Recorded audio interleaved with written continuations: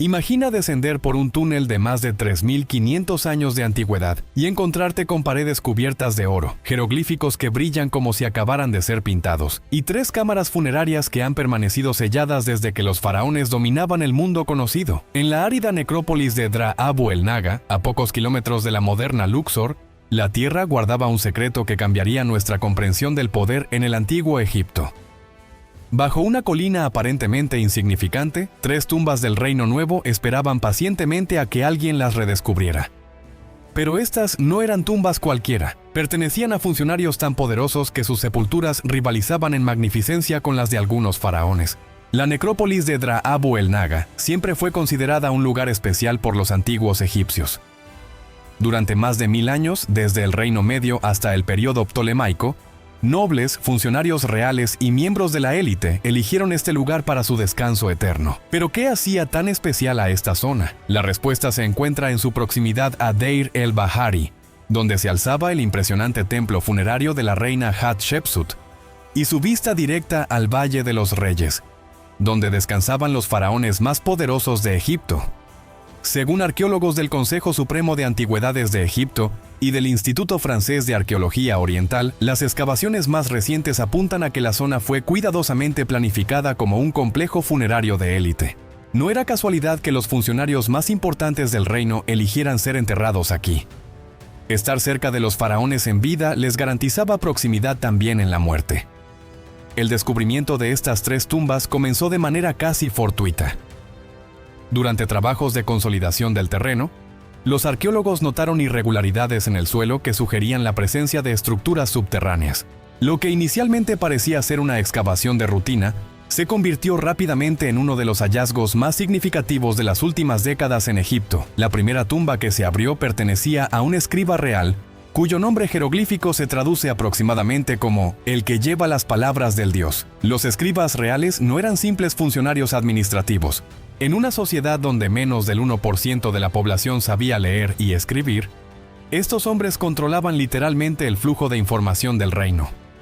Eran los confidentes de los faraones, los redactores de tratados internacionales y los guardianes de los secretos de Estado. Investigaciones de campo realizadas por equipos del Museo Egipcio de El Cairo y de universidades internacionales han documentado que la tumba del escriba contenía más de 200 papiros intactos. Entre ellos se encontraban correspondencia diplomática con el reino hitita, registros de tributos procedentes de Nubia y, lo más sorprendente de todo, instrucciones detalladas sobre rituales funerarios que hasta ahora se creían exclusivos de la realeza. La segunda tumba reveló secretos aún más intrigantes.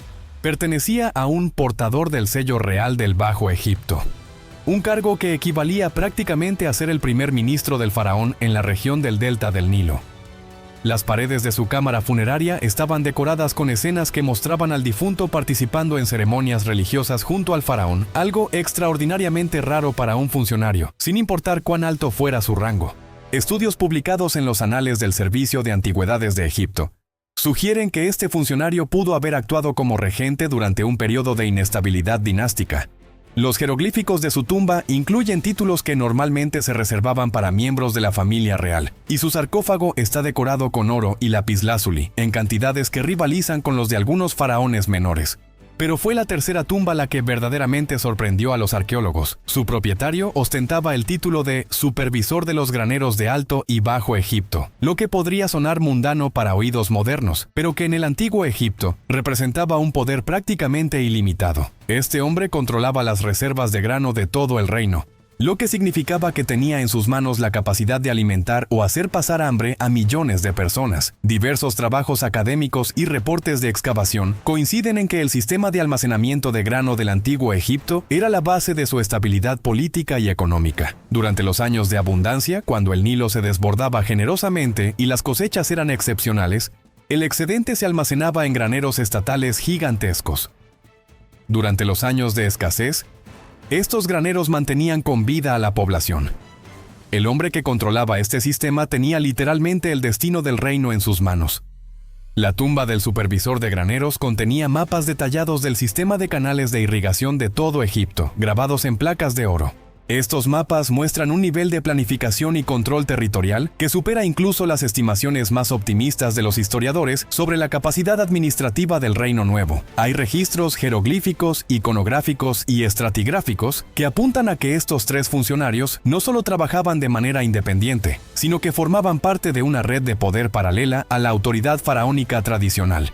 Sus tumbas están conectadas por túneles subterráneos, algo completamente inusual en la arquitectura funeraria egipcia, donde cada tumba era tradicionalmente un mundo cerrado y autosuficiente. Los túneles que conectan las tres tumbas contenían cámaras adicionales llenas de documentos que revelan la existencia de lo que solo puede describirse como un gobierno en la sombra. Mientras el faraón se ocupaba de las ceremonias religiosas, las campañas militares y la diplomacia internacional, estos funcionarios manejaban los aspectos más prácticos y cruciales del reino: la información, la economía regional y el suministro de alimentos. Algunos egiptólogos, basándose en dataciones por radiocarbono y análisis cerámico, proponen que estos funcionarios alcanzaron el punto máximo de su poder durante el reinado de Amenhotep II, un faraón conocido por sus campañas militares en Siria y Palestina. Mientras el faraón se encontraba fuera del país durante meses, conquistando territorios lejanos, estos hombres mantenían Egipto funcionando con una eficiencia que asombra incluso a los administradores modernos. La decoración de las cámaras funerarias revela detalles fascinantes sobre cómo estos funcionarios veían su propio poder. En lugar de las tradicionales escenas de la vida después de la muerte, las paredes muestran mapas de todo el Mediterráneo oriental, rutas comerciales que se extendían desde Nubia hasta Mesopotamia, y inventarios de riquezas que incluían no solo oro y plata, sino también conocimientos, fórmulas para aleaciones de metales, técnicas de momificación avanzadas y métodos astronómicos para predecir las crecidas del Nilo con precisión. Lo más extraordinario es que las tres tumbas contenían copias idénticas de lo que parece ser un manual de supervivencia para el colapso del reino. Documentos que detallan cómo mantener el control de las provincias en caso de guerra civil, cómo redistribuir los recursos en caso de hambruna extrema y cómo negociar con potencias extranjeras en caso de que el poder faraónico colapsara completamente. Este manual de supervivencia revelaba conocimientos que desafían todo lo que creíamos saber sobre la estructura del poder en el antiguo Egipto. Los documentos incluían protocolos secretos para transferir autoridad durante crisis dinásticas, redes de comunicación alternativas que funcionaban completamente al margen del sistema oficial y, lo más impactante, listas detalladas de funcionarios leales distribuidos estratégicamente por todo el territorio egipcio y sus territorios vasallos. Investigaciones de campo realizadas por equipos del Museo Egipcio de El Cairo y de universidades internacionales han documentado que estos funcionarios habían creado lo que hoy llamaríamos células de resistencia. Cada célula estaba compuesta por entre 5 y 10 personas clave: un comandante militar local, un sacerdote influyente, un comerciante con acceso a rutas internacionales, un escriba con conocimientos administrativos y un artesano especializado en la fabricación de armas o herramientas esenciales. El nivel de planificación era asombroso. Habían establecido depósitos secretos de armas, comida y oro enterrados en puntos estratégicos a lo largo del Valle del Nilo. Cada depósito contenía suficientes suministros para mantener a una guarnición de 100 hombres durante 6 meses.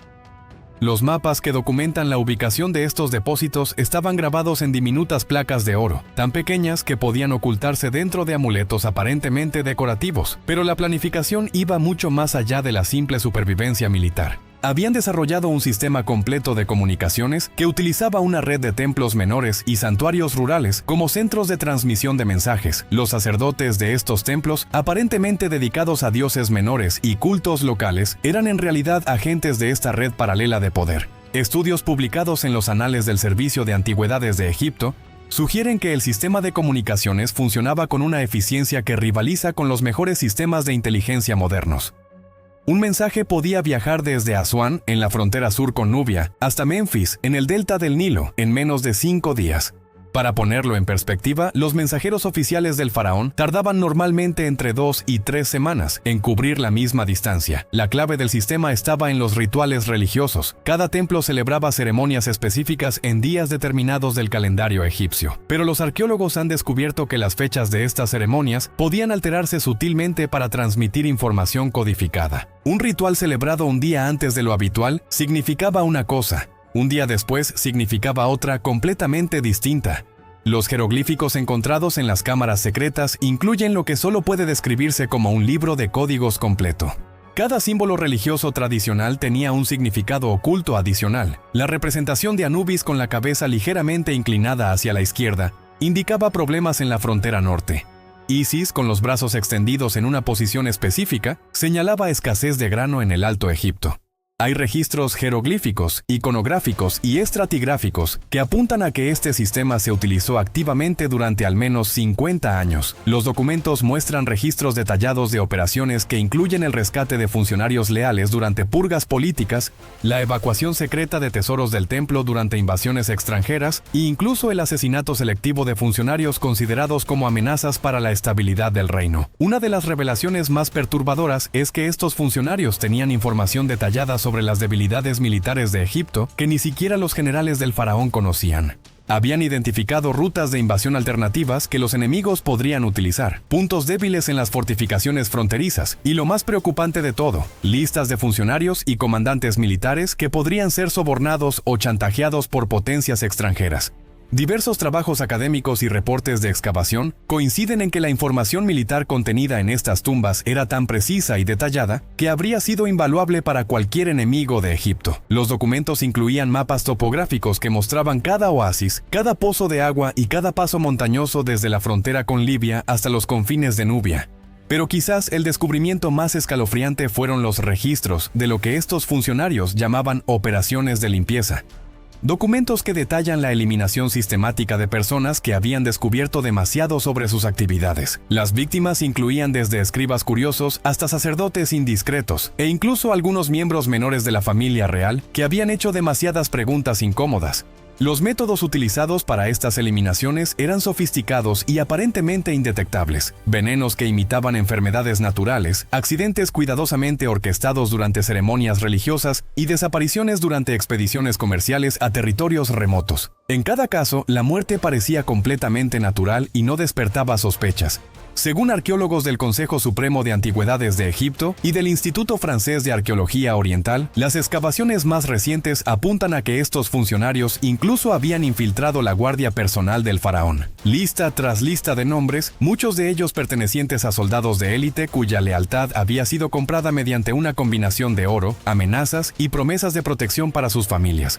El control que ejercían sobre la información les permitía manipular las decisiones del propio faraón sin que él se diera cuenta.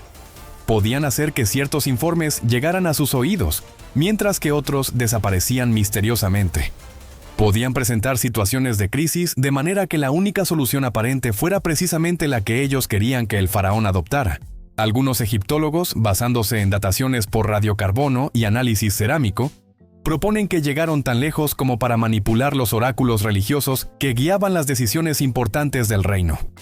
Los sacerdotes de los templos más importantes, aquellos cuyas profecías influían directamente en la política real, habían sido cuidadosamente reclutados o reemplazados por hombres leales a esta red secreta. Las implicaciones de este descubrimiento van mucho más allá de la egiptología. Estamos viendo evidencia de que hace más de 3000 años existió una de las redes de poder en la sombra más sofisticadas de la historia humana. Una red que combinaba inteligencia política, control económico, manipulación religiosa y, cuando era necesario, violencia selectiva para mantener su influencia. Los documentos finales encontrados en las cámaras más profundas sugieren que esta organización secreta no se limitaba a Egipto. Tenían contactos activos con funcionarios similares en los reinos hitita, asirio y babilónico. Intercambiaban información, coordinaban políticas económicas y, en algunos casos, trabajaban juntos para desestabilizar reinos que consideraban amenazas para sus propios intereses. La red internacional que habían creado les permitía manipular el precio de productos básicos como el cobre, el estaño y los cereales a lo largo de todo el Mediterráneo oriental. Podían crear escasez artificial en un reino mientras que simultáneamente inundaban otro con excedentes, generando crisis políticas que después explotaban para expandir su influencia. Estas tumbas han cambiado para siempre nuestra comprensión del mundo antiguo, revelando que el poder real no siempre residía en palacios dorados, sino en cámaras secretas cavadas en la roca, donde hombres en las sombras movían los hilos de imperios enteros. Un recordatorio inquietante de que la historia que conocemos puede ser solo la superficie de una realidad mucho más compleja y siniestra. Los expertos que trabajaron en la excavación comenzaron a notar algo peculiar mientras profundizaban en las cámaras más alejadas de las tres tumbas. No era solo la sofisticación de la red internacional lo que les llamaba la atención, sino las pruebas físicas de que estos funcionarios habían participado directamente en eventos históricos, que hasta ahora atribuíamos exclusivamente a los faraones. Investigaciones de campo realizadas por equipos del Museo Egipcio de El Cairo y de universidades internacionales han documentado la presencia de objetos que no deberían estar en poder de simples funcionarios, por muy altos que fueran sus cargos. Entre estos hallazgos destacan fragmentos de la corona ceremonial del Alto Egipto, piezas del trono portátil utilizado durante las campañas militares reales, y lo más desconcertante de todo, sellos reales auténticos que permitían emitir decretos en nombre del faraón. La presencia de estos objetos sugiere que estos hombres no solo aconsejaban al faraón o ejecutaban sus órdenes, sino que en determinados momentos actuaron literalmente como sus sustitutos.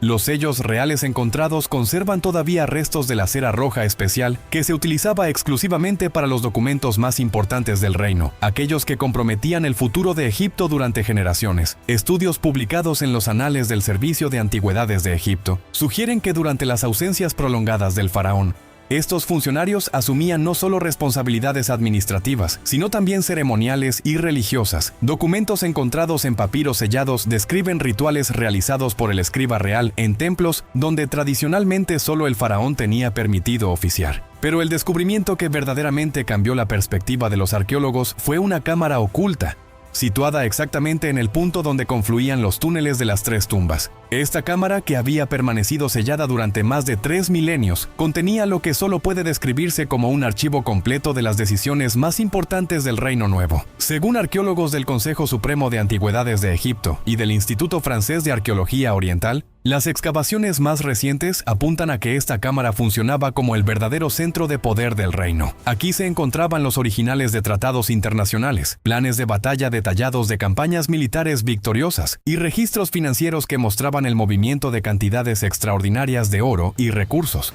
Los documentos revelaban que estos funcionarios habían desarrollado un sistema de gobierno que podríamos llamar de doble autoridad.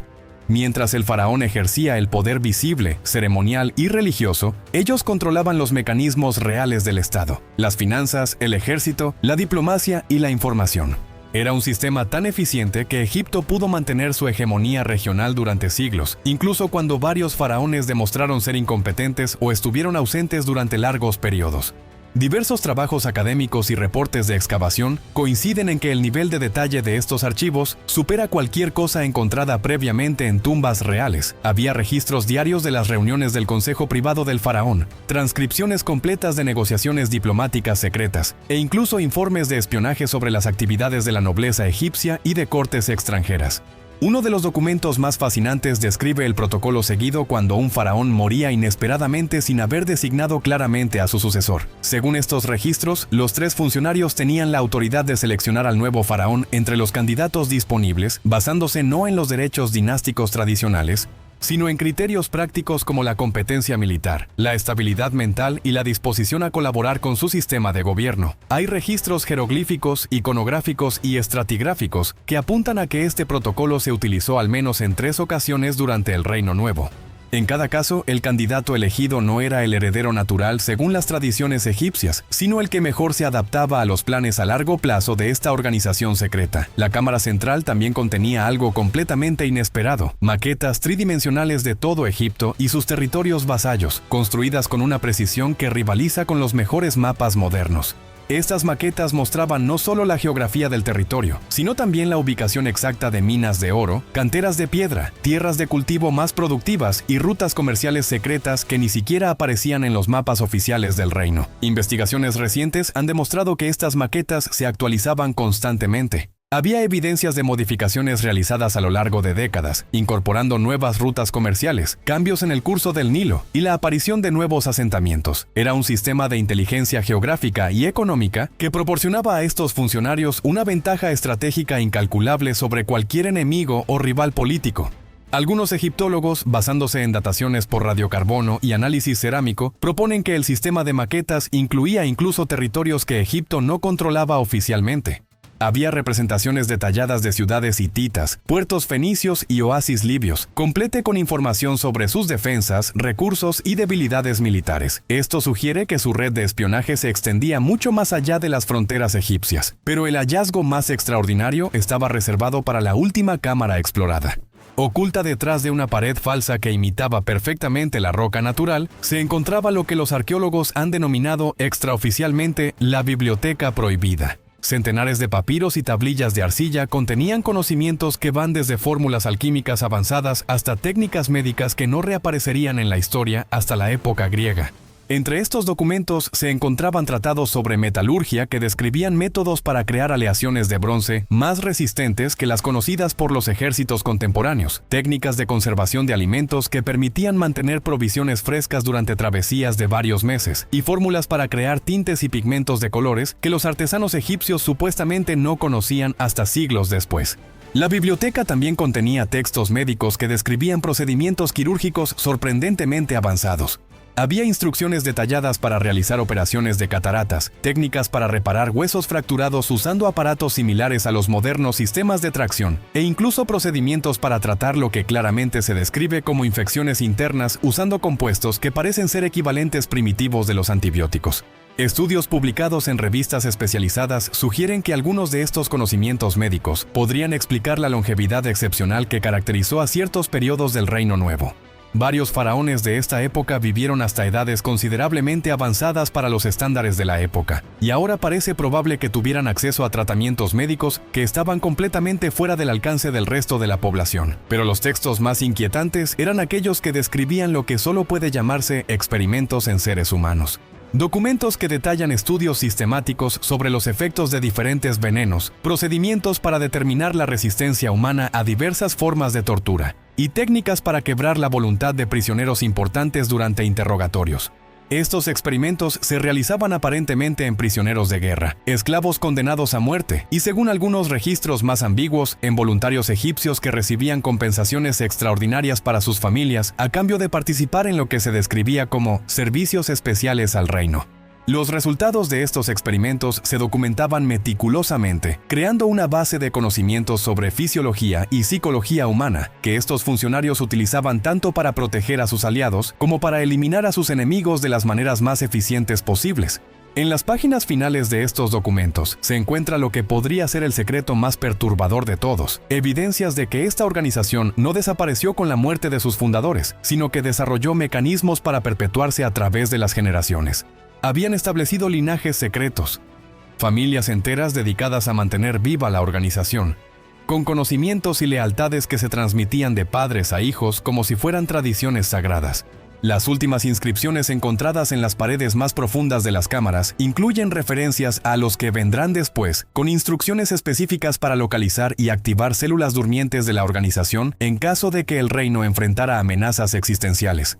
Y aquí surge la pregunta que mantiene despiertos por las noches a los arqueólogos que han trabajado en esta excavación: si esta red de poder secreto diseñó mecanismos para sobrevivir a través de milenios, transmitiendo conocimientos y manteniendo su influencia a través de generaciones cuidadosamente seleccionadas. Existe la inquietante posibilidad de que nunca haya desaparecido realmente, sino que simplemente haya aprendido a ocultarse mejor a medida que el mundo cambiaba a su alrededor.